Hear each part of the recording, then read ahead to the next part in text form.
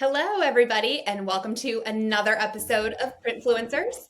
I am your host, Katelin Shanks, and this is a Raccoon sponsored podcast where I interview the innovators and trendsetters in the print and mail industry.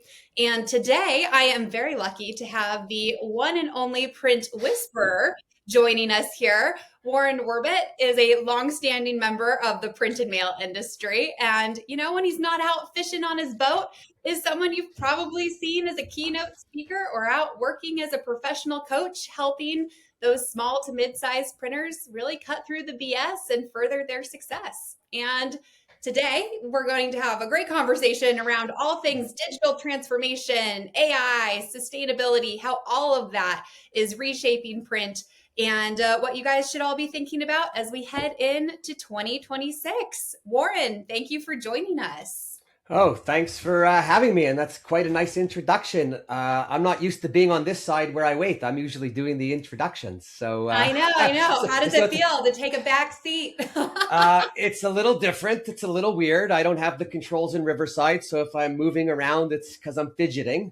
But, but we'll have a good one. Oh, well, thank you so much for joining us. And I have to just say right off the top, this t-shirt that you're wearing is just incredible. Swipe left, print right. You're in the t-shirt business, right? Yes, I am. So I'll just be quick on the t-shirts thing. So yeah, I was going to do some t-shirts and merch for the Print Whisper.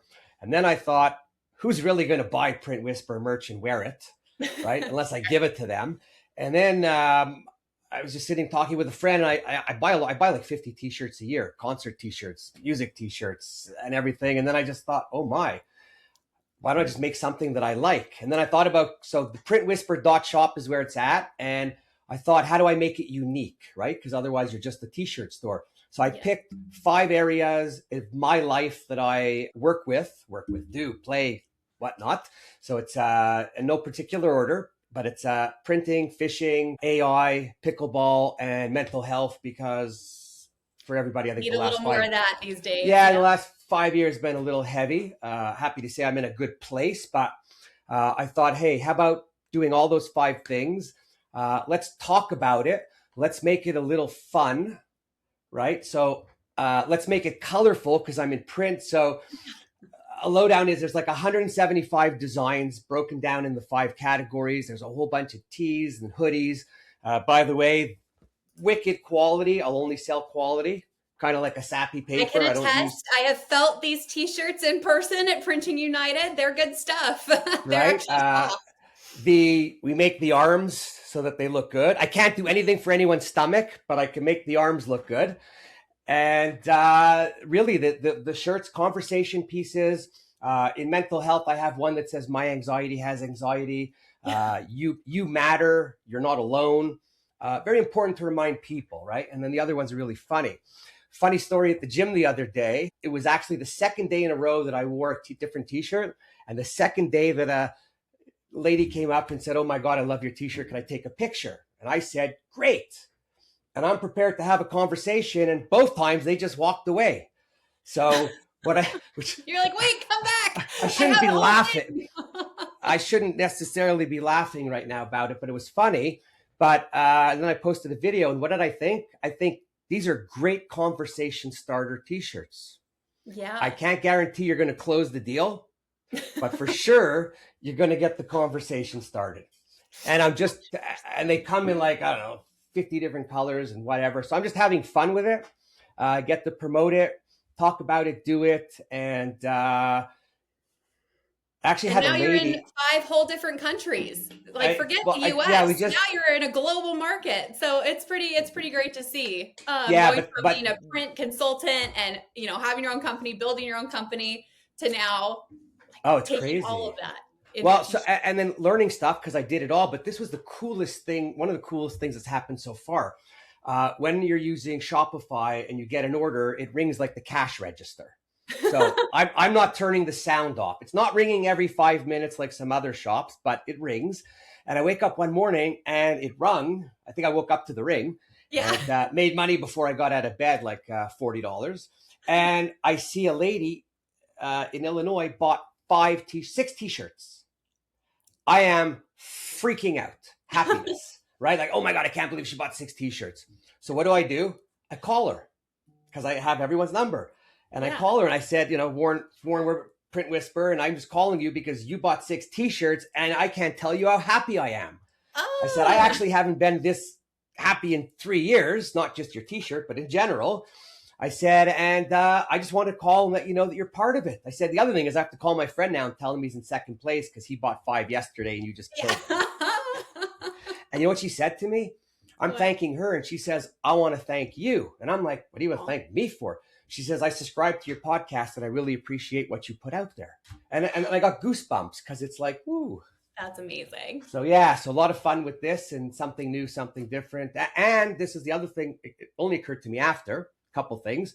I go to Printing United, and even though I've been around decorated apparel for a long time, Yeah. I never said to myself, I'm now in it, but I You am. are. You're in a whole new vertical. But I didn't put 2 and 2 together, which was kind of, kind of crazy. Yeah. And then you take someone, me, who's been in print forever, used to have the company do everything, and now I'm using Shopify and Printful, so I'm using modern day web to print technology with Shopify modern e-commerce technology, and honestly, I'm learning, but it's a little bit above my pay grade. But if I could do it, we're not learning, we're not growing, so it all comes back around. Right, but the real message is this to everyone: if I'm doing it and I can, you have no excuse. Mm-hmm.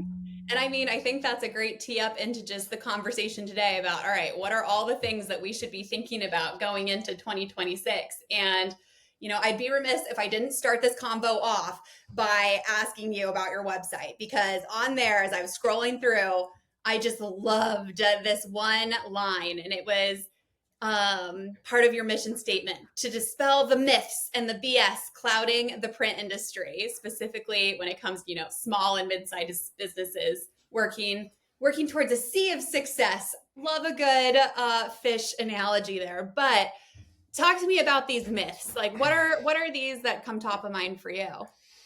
Well, when I say myths, it's really, I want to work with small, medium owners. Like this, you don't see it, but the sign on my wall says owner to owner is a different kind of conversation. There's just our industry. I don't want anyone to take this the wrong way, but we're an old industry. We got a lot of legends in their own mind, right? We've got a lot of older people. We've got a lot of people who don't want to give up. We have a lot of people who don't want to do. And our industry is the type of industry where you need to do, and you need to be on your game, and you need to try to stay ahead of things. So I'm just not into excuses. I'm not into stories. There is a right way and a wrong way. If you're not doing it the right way, own it, change to the right way, right? It's how you sell. Owners, let's give you an example with owners. When I talk to owners, you want to hire a salesperson. Mm-hmm. First of all, if you hire a salesperson coming from another company, chances are they're not bringing their book with them. So anybody hiring a salesperson thinking he's going to bring over $1 million is out of his mind and setting himself or her up for disappointment, because the person coming over, maybe the odd person could do better, but the average person coming over is bringing 25, maybe 30% of the business. Because companies in the old days, the whole customer would go, but today companies are spending too much money investing with their clients and vice versa on processes, on testing, on sampling, on building the whole infrastructure. So you're not going to follow a rep around, right? So then, so the other thing is, so the other thing is you hire the salesperson. It takes 18 months for a salesperson to become solid in their place. Yeah. And they're not going to get orders that you want in the first 5 or 6 months. Maybe the odd one comes, but in general. And it's an 18-month cycle. And the problem is print owners hire people, the not so smart ones, and then 6-7 months in, they're getting antsy and they're ready to let the people go, or they're being mean to them, or they're not treating them the same way because they got some attitude. Not acceptable anymore. If you're going to make the commitment, stick through, and then you'll benefit, because if you don't, you're going to lose. Yeah. Thinking of the stock market, this is not a day trading situation. This is a long-term investment strategy. And it really is an investment. I mean, those 18 months, there's a cost to that. And if you just want to try and find that quick win, I think that's where it can get really, really dicey. Well, and then you just start the process over and over again, and you get more and more anxious about wanting to see results. It compounds. And the real deal is this: there is no quick get rich or win big, system out there. That's like going to Vegas and playing cards or playing the lotto and hoping you're going to win. It's like the tortoise and the hare. The hare, the tortoise gets there. I have to think which was which. Right. But the tortoise eventually gets there. I even see that now in life, where I have friends that were doing different jobs. Some worked for municipal or state or something, or bigger companies, and they put in their 25 years and they're getting their pensions now and their different things. I did it differently. I worked for myself. I built it up. When times are tough, I suffer more. When times are good, I live better. Right? It's a way of life. Mm-hmm. But I see for some people, the other path is, not a bad idea. So where before Definitely. Growing up, I never would have thought about taking a job like that because I couldn't think 25 years out. And then after going the distance and then life going like this, if I had to start over again, I might change things up a little.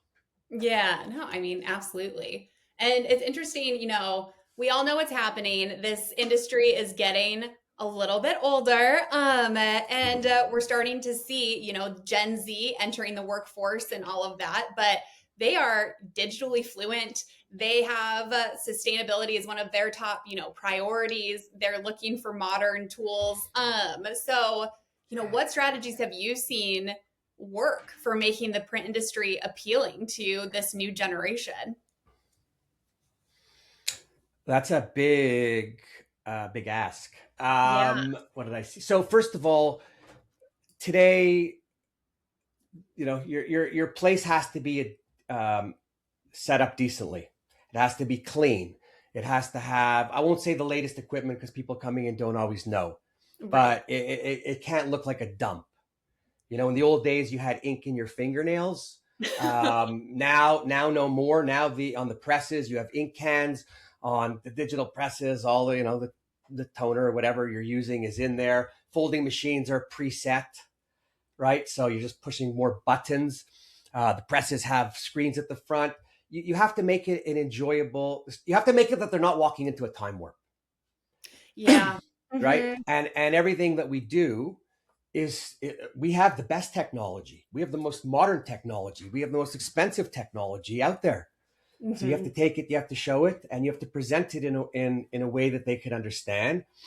The biggest problem that I think I see out there with companies and youngins coming into our industry is the top doesn't know how to communicate with the bottom. Okay. Right? It's not the same. If I look at my kids that are older now, I'm texting my son at one point and he's not replying. And I'm like, I'm losing my mind. Like, and he lives in another city. Anyways, I finally get a hold of him and I'm like, John, listen, like, you don't even have to talk to me. Just give me I know you're looking at it because the phone's in your hand. You're probably listening to Spotify. I said, just say, okay, busy, I'm gone.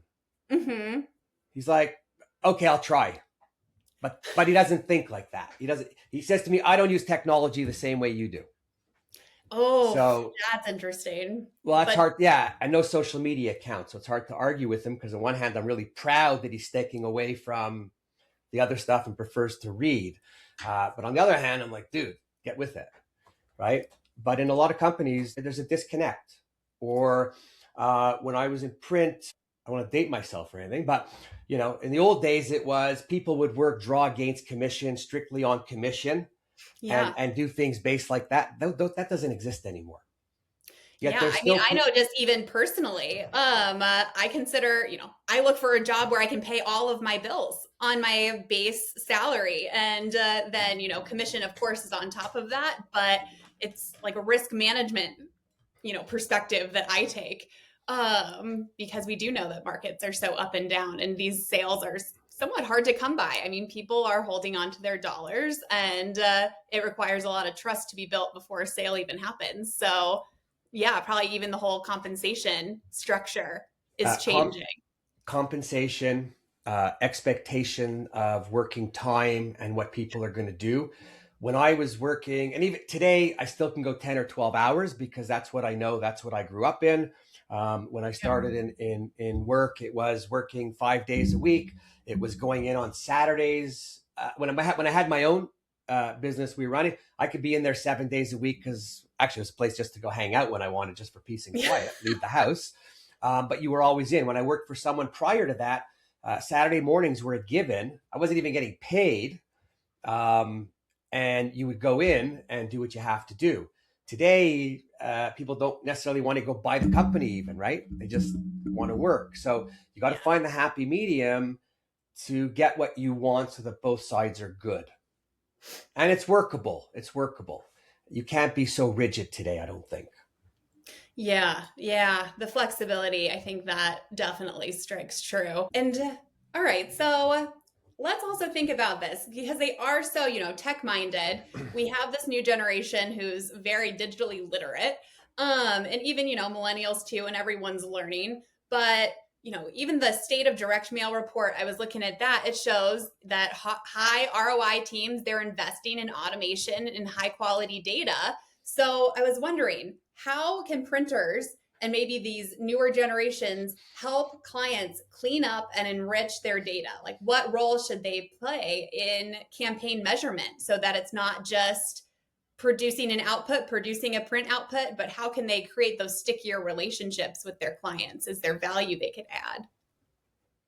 Well, when you have a client, and not just mail, but when you have a client, the more you could do with them, the more you could do for them, the more you wrap them up in a good way. I don't mean a bad way, and lock them in, but the more, I just had this conversation with somebody else, where the more you do, you're building. The more you do, the more you explain, the more you show, the more chance opportunity they will give you. Mm-hmm. You have to be a solid supplier. Anybody who's selling a customer and doesn't want to help them, right? And if you're doing mailing, how could not helping them fix up a list or supply you better information not a priority? Because mailings are all about the data. 100%. I mean, so much of print is now all about the data. If we want to even talk about variable data and creating omni-channel campaigns, like it's all data driven. So if we forget print for a moment, Oh, I think no, like literally just a moment. I think it's safe to say that 2026 is only about data in everything, right? Because you get all the data and then you go do whatever it is you do with it. So if you're mining this or you're mining that or you're tracking that or you're watching that, right? Everyone talks to you about data. Google, data. Mailing, data, right? AI, data. Eating, data. AI, data. Everything, like calories, data. Like just everything is about information. The hard part, life right now, it's information overload. 100%. Like 100%. I don't get to watch all the podcasts that I want to watch. I don't get to read a 20th of what comes in the mail. Thank God the mail still comes. Yeah. It's just like, I stuff piles up, and then every month I just throw it out because I'm going to read it. The best of intentions are there to read and sift through it all, but there's just not enough time in the day. No, then I started going through the magazines to cut out the pages of the articles that I want to read, because I thought if the pile wasn't so high and I had it narrowed down on the desk, I'd be more motivated to get it done. Yeah. No, I've got the second pile that's already started that I'm looking at, right? So that I'm just kind of going, uh-oh. So we have another word for 2026 is decipher. We have to decipher what we need, what we want, and what we're going to do. Yeah. Oof. And I mean, if we're then refocusing it back on print, and let's just look at, small and mid-sized businesses who are trying to survive and maybe who are just struggling to not go out of business, or to stay in business and not necessarily be acquired. And they're looking through and sorting through all of this data. What advice would you have for them going into 2026? Like how do we survive here? And what's the right data we should focus on? Well, for some of them, I would tell them just to close their doors and get out. Because if you've been going too long and you're just scraping the edge, I don't know how much longer you could, take that in the system. Yeah. But going forward, you're an owner. You have to know your business. You have to know where you're doing the business. You have to know where you want to take the business. You want, or have at least have an idea and a plan. Hmm. You have to sit down and build your team or include your team with the right people. So you want to make sure you have the right people. It's always about the people, right? Hmm. Because if you're the leader and you don't have the right people to execute what it is that the team discusses to do and what you plan on, what good is it? There's so many things. When I say know your business, know what your costs are, know who your customers are, know what you want to sell it at, know your plan. You have to have a plan. You have to have some Yeah. type of plan for some direction. You have to have some type of plan to be able to lead your people. Okay. Do you have any recommendations for like how they even approach this planning process? Is there, a framework that you like to point back to, like Porter and his strategic management framework? Like there's all of these out there. Is there a couple that you really like, or what do you go and I advise? like me. I like me. Okay. No, you the know the what? Warren doctrine? Yeah. So, not to make it simplistic, because what happens is, with a lot of small business owners, if you get into these big thoughts, these big systems, these big plans, Yep. they can't necessarily understand it, compute it, or manage it, right? Because really, and if you don't have, the other thing is, when you're small, medium, you don't necessarily have the team or the people to do everything that you want to do the way it should be done. So Yeah. you have to make the plan maybe a little smaller or fine tune with people what they're doing. Um, the easiest thing today, some people are going to go, oh, I can't believe he's going to say that. Sit down with chat that you pay for Yeah. and tell it who you are, tell it what you do, tell it who your company is, tell it whatever you want. The more you tell it, the better it is. Hmm. Tell it that you want to make a business plan. Tell what you want to do and see what it puts out.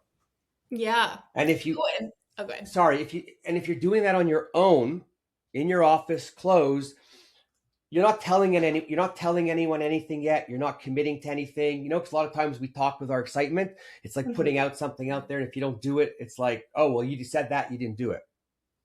Yeah. So you could figure it out. The other thing is, really, if you don't know what to do, you should be reaching out to someone who has done it or who knows, that could help you. And I'm not even saying to call me. This isn't a plug. This is really, I see too many people who just don't know what they're doing, Yeah. And then I've right? even seen on chat or whatever AI tool you want to use, asking it to be critical, to take off the be nice to me and fluff me up lens. And so when you're asking about a business plan or help me figure out the direction for the company, like you said, have it cut through the BS, because you just don't want someone telling you, oh, you did a great job. This is such a great strategic direction. I always like to remove the filter because it gets a Yeah. little. So, as I'm sitting here and I'm thinking, I'm saying this, and people are sitting there and going, oh, he's probably an idiot. You can't do that. Don't do that. The only reason I'm saying AI is, I was at a conference called Imagine AI Live. Hmm. It's been 2 years in the running. This past year, we had about 75 printers team up with Printing United and come. I actually facilitated the whole afternoon there. But the first year, there was two gentlemen. One, I'm going to mess the names up, but Adam Brought and maybe Adam something or Scott something. I completely forget. I apologize to them. These are two of the smartest guys I've ever heard. One guy is a tech guy, Microsoft guy, been around many things. The other guy was the former head of technology for Starbucks, former president of J. Crew. Together, these guys have built an AI school or training platform or Oh, consulting wow. business. They wrote a book. When they wrote the book, chapter by chapter, the first person was Sam Altman in the book. Like, these guys know their business. They sat on the stage and they said, we get along famously. We work together like it's nobody's business. But every now and again, we have a problem. How do we resolve our problem? We go to chat. It's the mediator. But if these two guys could do that, then we could all try to do it, right? Yeah. If you've been in business a long time, you might have tried different things that didn't work. You just might need a little bit of help. And Yeah. the other thing is, no one should be afraid to ask for help. Outside, inside. I don't think anyone gets anywhere in life without some help. Right. That's got to be on one of your 175 t-shirt designs. It's Ask for coming. help. It's coming. If it's not, it's coming. No, that's, I think, a great point. And like speaking about AI, all right, we've all seen it. There's like so much hype, yada yada yada. It's at every conference. It's on, every blog, every industry report that I'm reading that comes into my inbox. So if I'm a small to medium-sized printer, then how do I even start this AI journey? Like, where should I actually begin other than just maybe asking it some questions in chat GBT? So I can give a plug to Emma Farkinson, PhD, right? Bill Farkinson's daughter, because she's doing some teaching. We have Steve Metcalf, also from Imagine AI, who could talk about it. It really is amazing. If someone's not using it at all, close up and call it a day if you're not prepared to jump on it in the next week, because it's not slowing down and it is here. I heard yesterday in some report that they say right now like 11% of jobs could be eliminated of the workforce. Okay. And that's not tech, by the way. Right. Yeah. That's all the systems, processes, and now they could use that number, but I could tell you from what I just did on AI, learning and doing everything, like I'm okay, but I'm not an expert. You still need good people. So if you lose one job, we're going to find another job somewhere else that might be created to assist, or you might need more experts in AI to help people who don't know it. But you got to start now, and you can use it for your communication. You can use it for your marketing. You could use it for your email correspondence. You can use it for analyzing, reviewing. If you're in the plant, and you can use it as a tool, set up a file for issues. You put all your issues in there. Future issues come up, you go in, you type it in, and boom, the answer's there instead of spending the whole day trying to figure out what it is, or you get then 10 things that you can do, right? Contact. I'm not so into the AI calling somebody, but there's a lot of push. If you're an owner, there is so much AI stuff out there coming on all of your social feeds about lead gen. Most of it, bullshit.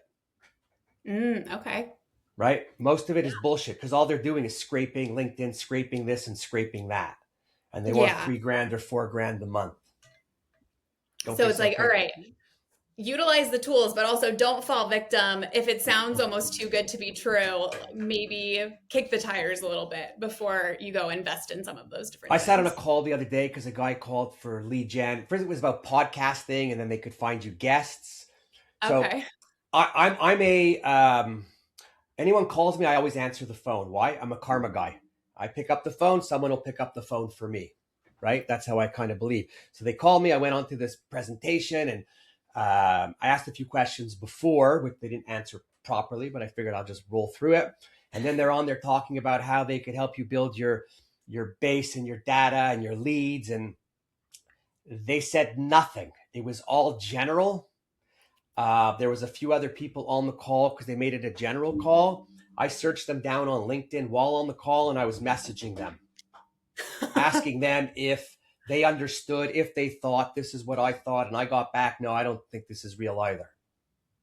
And the guys, sorry, were talking so fast about what they could do. And I said, well, and then at one point the guy said, well, you could also raise your prices. And that's when I said, you're a moron. He didn't even ask. No, never asked me what I did. You didn't even talk about prices yet. Yeah. No, he didn't ask me what I do. He's telling me I should raise my hourly rates. So just people, please be careful, because we all get excited and we jump sometimes too soon. But the AI, Printing United has a lot of information on it. They're setting up something now that could help people. Just reach out. Don't be afraid. Ask AI about AI. Yeah. Definitely. And I think there are just so many good books. I was reading one, like the AI driven leader or something like that. I want to say that might've been the title. And, they just really help frame the narrative around how to think about AI. And I think that's also a good starting place. Like, how should I even be thinking about this? And like, how is it actually constructed at just a very basic level so that you've got those building blocks? Because it is a complicated concept that we've now distributed to the masses, right? So it's like, all right, how do I get up to speed as quickly as And possible? so I'm sitting here trying to make some video for some commercials or ads for my, for the printwhisper.shop, and I'm having fun, but it's not easy. So everyone who says the 5 minutes, it's quick. Yeah, if you're writing a paragraph, but if you're trying to use two language models or three to do something and put it together, it's not easy. And at the bottom of chat, what does it say? Read and reread. We are not perfect, or something like that. And too many people get lazy, copy paste. Actually, I'll tell you a funny story. I'm online and I'm in a little battle with somebody who I don't really care to battle, right? And he goes and writes something long and like it's like coming at me. And you know what, those people, they're doing it because they never spoke in life before, and now they have a chance because they have a platform, and I don't want to engage. So he put all that in there, and then all I replied was this: if you're going to use AI, when it tells you to put your name in and take out the brackets, that's what you're supposed to do. And it ended right there. Yeah, they're definitely like those little, too many M dashes. Like they're all those little things, right? I ask it to take the dashes out for me. Yeah. And you can know I'm using AI. I'll tell you. I just don't need it in my face like that. Right. Exactly. So, okay, I'm looking at 2026, and I know you're on the trade show circuit. I mean, that is where we met at Printing United. So what is on your radar going into next year? Like, what are the events that you're planning on going to? Do you know? I want to go to them all, actually. No, I'm a trade show guy. I just think I like trade shows for a couple reasons. Number one, when you go to trade shows, it's a statistic and it counts for our industry. So every trade show you go to, when people are going, the talk is high and it's up. When people aren't going, it's awful. Things are it's a negative talk when it isn't necessarily true, which it isn't true. It's not about which one, it's about all of them, because the goal of going to a trade show for me is to walk away with one or two ideas. I've never bought anything at a trade show because I'm usually in touch with all the manufacturers along the way, always talking, knowing what's going on. And I'm happy to go to an office, a factory or something. I go to meet new people. I go to meet old friends. I go to get new ideas, hear, talk, and do that. The other thing is, for owners, it's a good reason to get out of the office and get away, because you're not thinking about the future when you're sitting in your office every day. 100%. You actually get a moment. I think that's so much of why strategy fails, is because you sit down and maybe you've actually taken the time to put one together and it's really thought through, but then life gets busy. And are you checking back in and seeing, have you made progress with that strategy? Are you refining it with, the new things that crop up on the day to day? Like, are you taking that time week by week, month over month to make sure you're sticking to it and remaining accountable? And I think being able to go to conferences like that at least forces you into that mindset a little bit.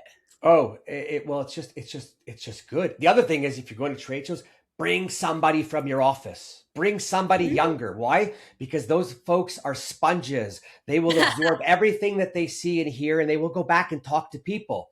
I tried to do that, but after 50 shows, you don't always go back and tell everyone everything, but you want people to know. And if you do that, by the way, it goes into another thing. You bring someone to a show, you're investing in them. You're making them feel good. You're making them feel like they have purpose.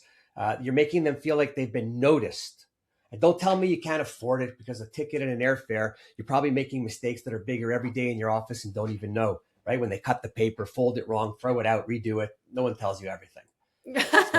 So you have to go. And the shows keep you energized. When have you been to a show when you weren't excited? So true. Yeah. Well, and now I'm even thinking about, all right, Gen Z, let's bring the new folks that you have coming on, get them excited about the industry, because even if your office maybe isn't the most up to date, the most renovated. Maybe it's still a little stuck in the past. You go to a show like Printing United, and you see what the future kind of looks like and that energy, and they'll bring it back. They'll get more invested. That happened to A me. lot of people in the real world have no idea about the print world, right? Right. A lot of people just see uh, a printed piece, Yep. but when you take someone and take the blank paper and feed it through whatever machine, and you walk them through the other finishing machines and everything, and then you show them I'm looking for something finished, but I don't have. And you show them the finished piece, they're like, whoa. I mean, listen, one thing I used to do when I was selling print, every customer I went to, if they were in any kind of manufacturing, I asked them to show me the plant. Mm-hmm. Like I even went to Bell Helicopter, and the marketing guy ended up saying, I don't think we'll be doing work with you. And I'm like, okay, but I drove here. Can you show me how you make helicopters? He's like, yeah, come along. Right. So just doing that, you now learn something else. You get to put it to whatever else you're doing. So you have to, 2026 is the year of learning. It's the year of being positive. It's the year of, enabling yourself to make things happen. Oof. Oh my goodness. Well, I don't know how we get better than that. Maybe that's where we wrap it up, honestly. Because I'm gonna have to go back to the recording to write that down. oh, well, good thing this is recorded. We can always go back. Yeah, 2026, the year of learning, getting out there, talking to new people, figuring out what is happening in this industry is going to be, I think, the way to go. And I think in China this year, because every year they have, the year of, I think it's the year of the printer.